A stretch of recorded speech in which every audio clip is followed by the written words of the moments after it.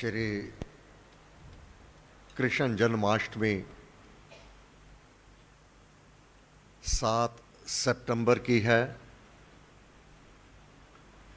श्री कृष्ण जन्माष्टमी के उपलक्ष्य में श्री गीता ज्ञान यज्ञ का पहला पूजन नित्य प्रातः काल के सत्संग में श्रीमद् भगवद गीता जी के पाठ के साथ चल रहा है। ये पहला पूजन हमारा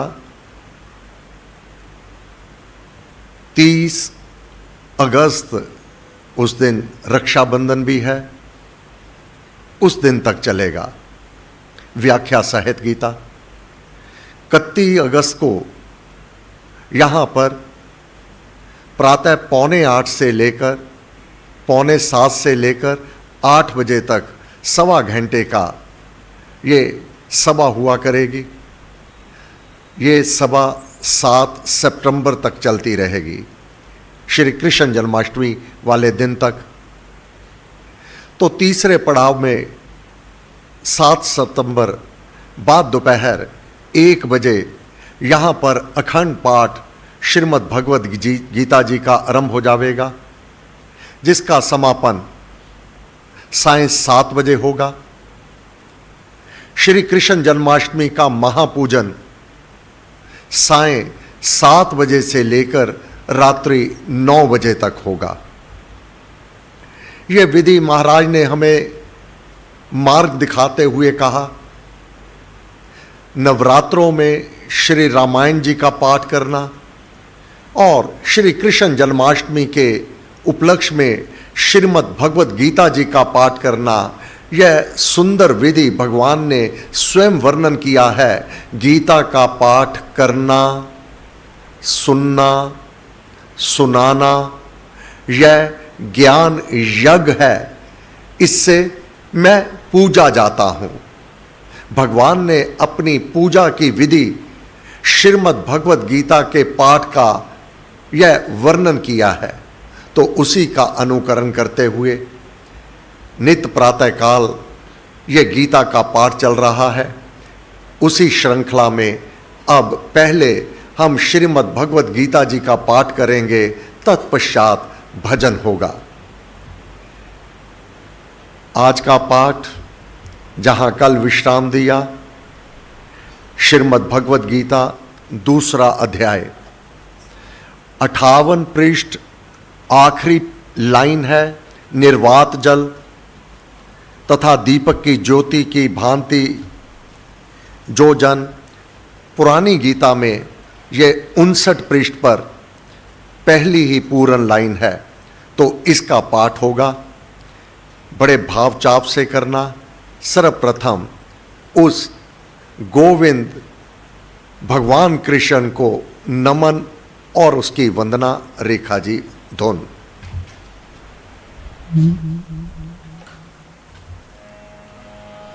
ओम नमो भगवते वासुदेवाय नमः। ओम नमो भगवते वासुदेवाय नमः। ओम नमो भगवते वासुदेवाय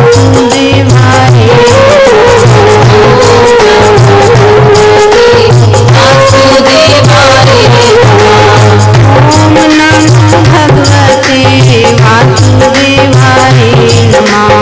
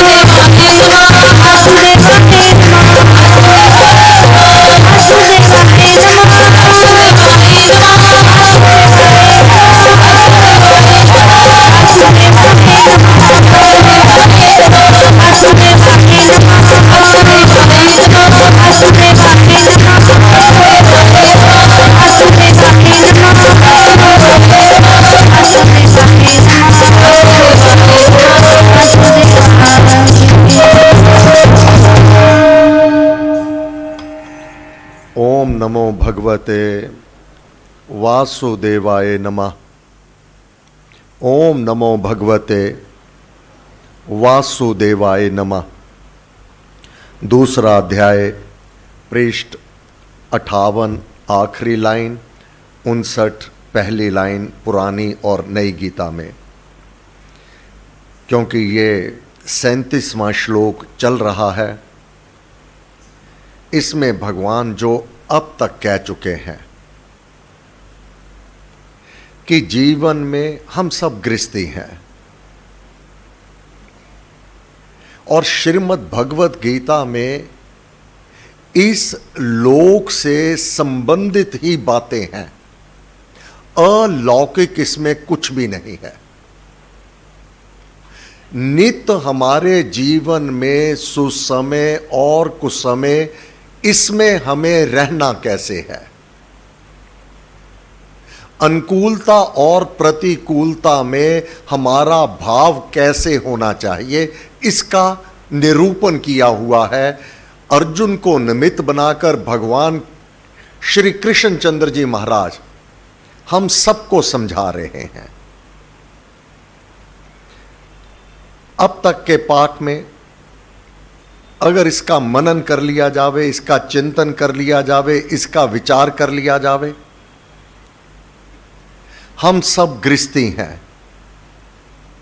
ये प्रत्येक गृहस्थ जीवन में, एक राजा हो चाहे रंक हो, प्रत्येक गृहस्थी के जीवन में, इस जगत में सुख तथा दुख के प्रसंग चलते रहते हैं। अर्थात सुख अथवा दुख ये समय समय पर आते और जाते रहते हैं। पहले तो कोई भी गृहस्थी अथवा मानव इससे नहीं बच पाता। परिवार में कभी तो जन्म है और कभी मृत्यु है। ऐसा कोई भी परिवार नहीं जहां केवल जन्म हो रहा हो, मृत्यु किसी की भी ना हो रही हो। जो निसर्गिक सिद्धांत है, अगर मानव इसको समझ करके मान लेवेगा तो कोई दुख का कारण नहीं होगा। फिर हमारे गृहस्थ जीवन में कभी तो विवाह है, कभी परिवार में मनमुटाव है। भगवान इस सब का निरूपण कर रहे हैं। हे अर्जुन, यह क्रम चलता रहता है। कभी विवाह है, कभी परिवार में मनमुटाव है। अपने ही परिवार के सदस्य जिनका आदर सम्मान और प्यार है, उनके प्रति ही द्वेष भाव उत्पन्न हो जाता है। और ये जो कुसमय होता है, इसकी अवधि बहुत कम हुआ करती है। प्रत्येक मानव अपने जीवन को देख लेवे। सुख का समय, अनुकूलता का समय, इसकी अवधि बहुत अधिक होगी। मन में कटुता, अशांति, दुख, विपरीत अवस्था, इसकी अवधि बहुत कम होगी।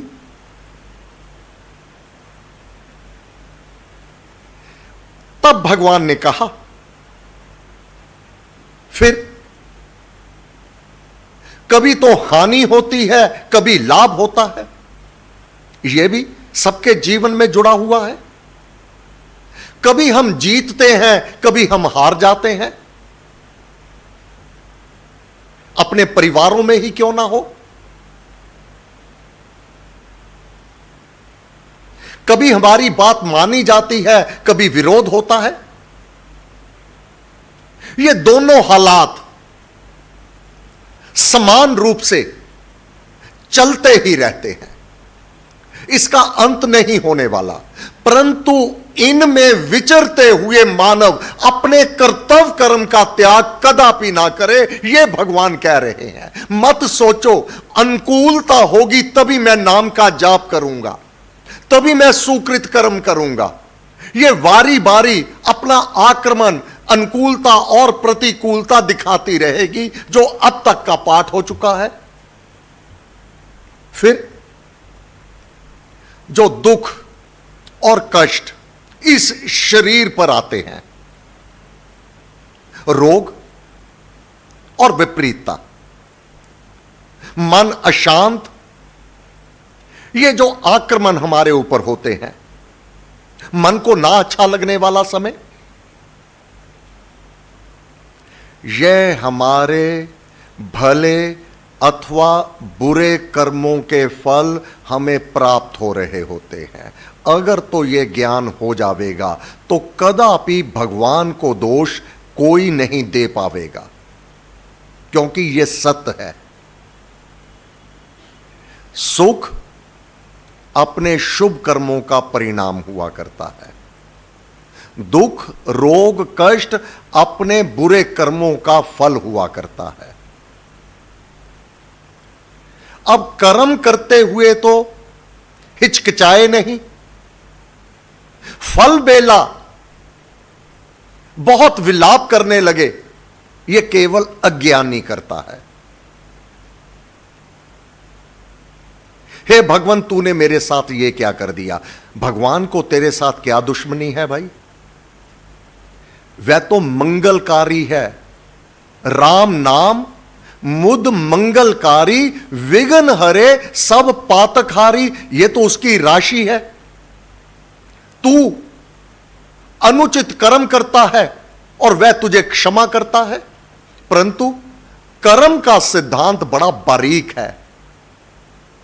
इसका फल मानव को अवश्यमेव चखना होता है। शुभ कर्म का, पुण्य कर्म का, दान का, सेवा का, परहित परोपकार का, वैभवता, ऐश्वर्य, सुख, साम्राज्य, धन दौलत, महल माड़ियां, ये स्वतः ही प्राप्त हो जाएंगी, मांगने की आवश्यकता नहीं। शुभ कर्म किया है उसका फल सुखद होगा ही, अनुकूलता होगी ही। विपरीत कर्म किया है, उल्टा कर्म किया है, ईर्ष्या द्वेष वैर विरोध के इस भाव से कर्म किया है, उसका फल कटुतर तेरे सम्मुख आवेगा। हां, अब एक ही स्थिति में तेरे ये कर्म बंधन कट जावेंगे अगर पूर्ण गुरु का मिलाप हो गया। अब पूर्ण गुरु को इनका मिलाप जब तक अपने सुकृत कर्म ना किए हो, वह विधाता पूर्ण गुरु से नहीं मिलवाता। गुरु सीधे नहीं मिलते। जिनके पुण्य कर्म होते हैं, शुभ कर्म होते हैं, वह विधाता उस मानव को पूर्ण गुरु का मिलाप करवा देता है। अब जो अपने विपरीत कर्म है, उल्टे कर्म है, पाप कर्म है, उनसे जो अशुभ फल सामने आने हैं, बाधा के रूप में, विघ्न के रूप में, दुख के रूप में, कष्ट के रूप में, रोग के रूप में, उनको काटने की विधि वह वैद्य, वह डॉक्टर, वह उस दुख का निवारण करने की विधि जानता है, वह है गुरु। गुरु ने नाम का जाप दे दिया, औषध राम नाम की खाइए, यह गुरु देगा। क्या? जपते राम राम जप पाठ, जलते कर्म बंद यथा काट। वह बुरे कर्म भी सूखी लकड़ियों की तरह भस्म हो जावेंगे, अब वह तुझे फल नहीं देवेंगे। अन्यथा अगर इसका मार्जन ना किया जावे तो दुख, बाधा, विघ्न, कष्ट ये तो अवश्य दस्तक देंगे। अब जो ज्ञानवंत होगा, अनुकूलता में बहुत उछलेगा नहीं, अभिमानित नहीं होगा कौन मेरे जैसा है, और प्रतिकूलता में हाथ पांव नहीं फुला लेवेगा, डामाडोल नहीं हो जावेगा। वह जानता है अगर लाभ हुआ है और अब हानि हो गई, यह भी मेरे अपने किए कर्मों का परिणाम है, क्योंकि सफलता का दाता तो वह परमात्मा है। मेरा कार्य है कर्म करना। अगर असफलता हानि को देख करके अपने हाथ पैर छोड़ दिए, मन से हार गया, मन के हारे हार है, मन के जीते जीत। अगर मन से हार गया तो कुछ भी प्राप्त नहीं होने वाला, फिर तो हार हो गई। भगवान यहां पर यह कह रहे हैं, हे प्यारे, अपने पारिवारिक जीवन में सभी एक दूसरे का आदर सम्मान करने वाले, अगर कभी मन मुटाव हो जावे, अगर कहीं विचारों में एक दूसरे के साथ मेल ना हो रहा हो तो घबराना नहीं और दूसरे के ऊपर रोष नहीं करना।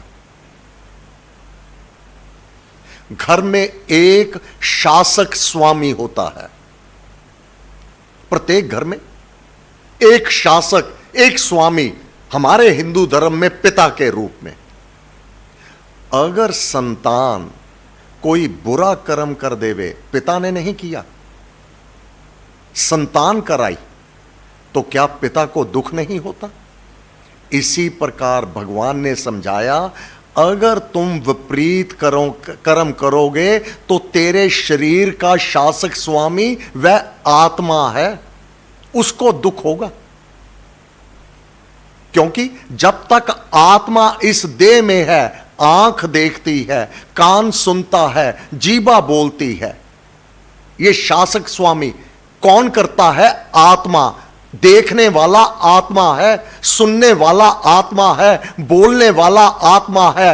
एक आत्मा बाहर निकल गया, डेड बॉडी, मृत देह, अब आंख भी है, कान भी है और मुख भी है। अब ना बोल सकता है, ना देख सकता है, ना सुन सकता है। कोई कितना भी रो पीट रहा है, अब तेरे को कुछ सुनाई नहीं देता। अन्यथा मां, बच्चा छोटा सा, थोड़ा सा रो दे, सारे काम छोड़ करके भाग के जाती है। अब क्यों नहीं जा रही?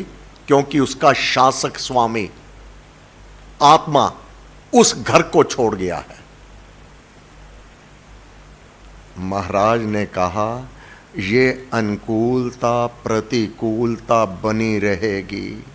परिवार में जिस प्रकार परिवार कि पिता को दुख ना होवे, पिता कष्ट में ना आ जावे, पिता को बुरा ना लग जावे, सभ्य समाज में प्रतिष्ठित परिवार इसका बहुत ध्यान रखता है।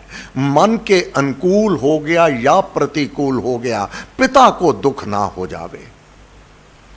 हे प्यारे, आत्मा उस परमात्मा का अंश, कोई कर्म ऐसा ना करना जिससे आत्मा को अधोगति को जाना पड़ जावे। यह गीता सिखाती है।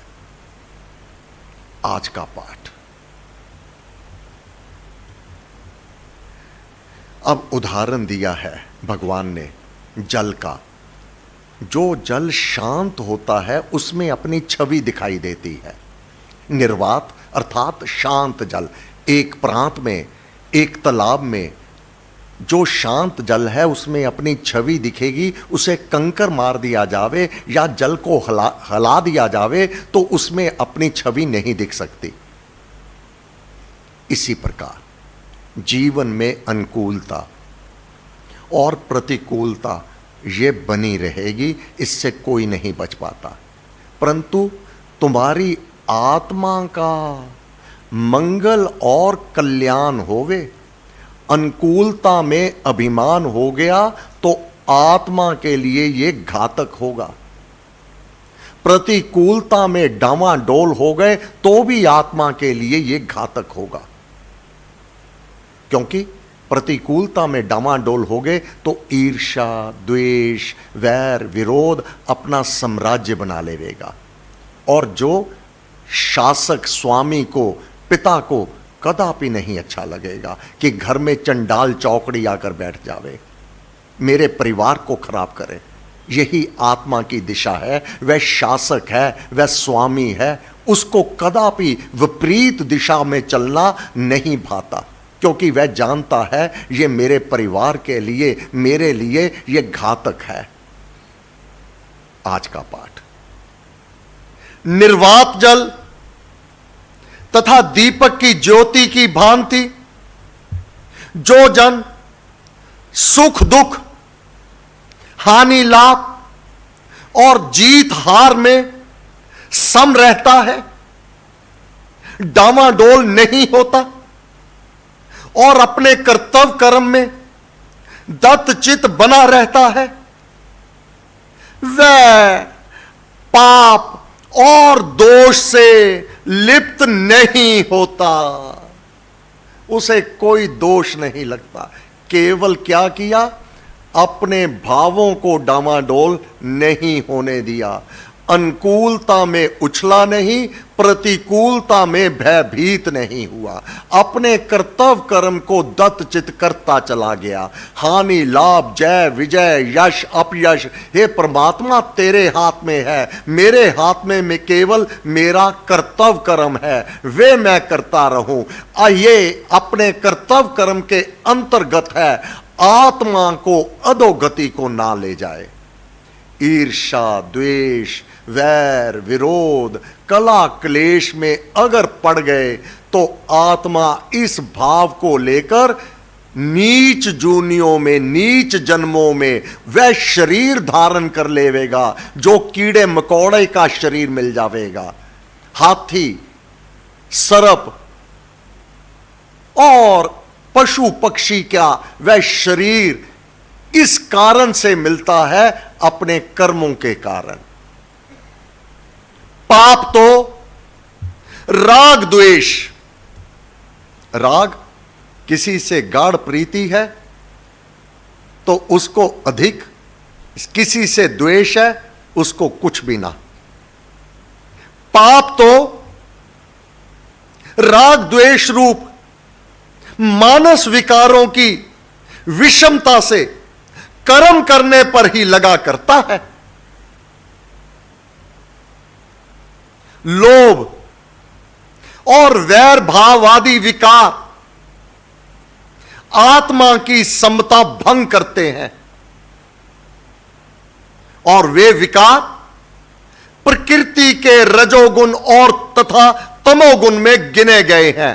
यहां सतव गुण समाप्त हो चुका, राग द्वेष में आ गए, रजोगुण और चाहिए और चाहिए और चाहिए, तमोगुण दूसरे की हानि चाहे हो जाए, मेरा लाभ हो जावे।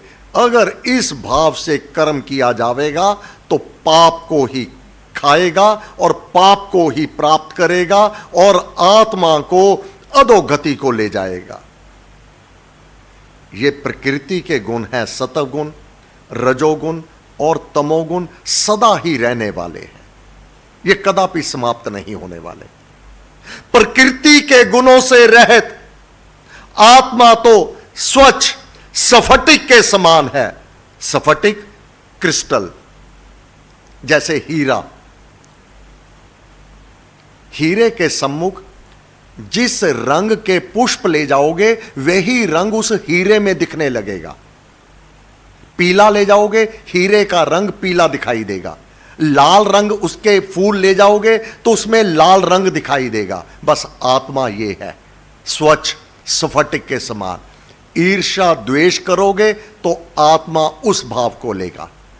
शुभ कर्म करोगे, पुण्य कर्म करोगे, जाप करोगे, पाठ करोगे, आत्मा में वह गुण बस जावेगा और वही गुण को लेकर अंत काल जो जन जपे जन्म जीत वह जाए। वेदागम का मर्म है, समझो निश्चय लाए। अंत काल में जो मानव अपने भावों को सुकृत बनाए रखे, ईर्ष्या द्वेष नहीं, वैर विरोध नहीं, कला क्लेश का भाव नहीं, उस प्रभु में अपनी लौ लगा दे तो ये आत्मा उस प्रभु के धाम की ओर रवाना हो जाएगा।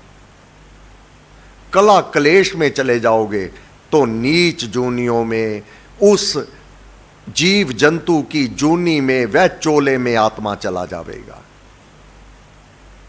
भगवान ने कहा प्रकृति के गुणों से रहत आत्मा, तो प्रकृति के गुण आत्मा में नहीं, ये मानव देता है। जिस प्रकार संतान अपने पिता को सता देती है, दुख देती है, विपरीत कर्म करके मानव अपनी आत्मा को दुख दे देता है। आत्मा ही आत्मा का बंधु है, आत्मा ही आत्मा का शत्रु है। स्वच्छ स्फटिक के समान है। जैसे स्फटिक के समीप जिस रंग के पुष्पों की अंजलि रखी जाए उसमें वही दिखने लग जाती है, इसी प्रकार आत्मा का प्रकृति के जिस गुण के साथ संबंध हो वही गुण उसमें बसने लग जाता है। बच्चा है ना, उसको गाली गलौज सिखाओगे वो गालियां निकालने लगेगा। उसको राम राम राम राम सबको नमन करना सिखाओगे वह वैसा सीख जाएगा। ये देखो आप आत्मा को सिखा क्या रहे हैं, आत्मा को दे रहे हैं। आत्मा उस आज्ञाकारी बच्चे के अनुसार है। अगर परिवार में लड़ाई झगड़ा कला क्लेश करोगे तो आत्मा को लड़ाई झगड़ा कला क्लेश के मार्ग पर चलाकर उस स्थान पर भेज दोगे। अगर आदर सम्मान नाम जाप शांत और उस प्रभु के गुणगान में लगा दोगे तो आत्मा देवी देवताओं के लोकों में प्रवेश करके वैसी देह को धारण कर लेगा जो देवी देवता कहलाते हैं। ये कैसे होता है? मनोवृत्ति, अपना मन। अब ये अपना निरीक्षण सभी करते रहना कि आपने अपने मन को कहां लगा रखा है। मनोवृत्ति उसी का आकार धारण कर लेती है, इसलिए जो मनुष्य सम रहकर केवल कर्तव्य कर्म करता है वैर आदि की माया से, ये वैर विरोध कला क्लेश वह परमात्मा की माया ही है, इससे बचे रहना। वैर आदि माया से ऊपर आत्मा में स्थिर होता है। उस अवस्था में उसको पाप स्पर्श नहीं करता। ओम नमो भगवते वासुदेवाय नमः। ओम नमो भगवते वासुदेवाय नमः। भगवान ने बड़ा स्पष्ट हमें मार्ग दे दिया। इसको समझ करके अगर कहीं अपने में त्रुटि है तो उसको बदल लेना ही बुद्धिमता है। तभी लाभ है सत्संग का, तभी लाभ है पाठ का, तभी लाभ है गुरु महाराज की शरण का,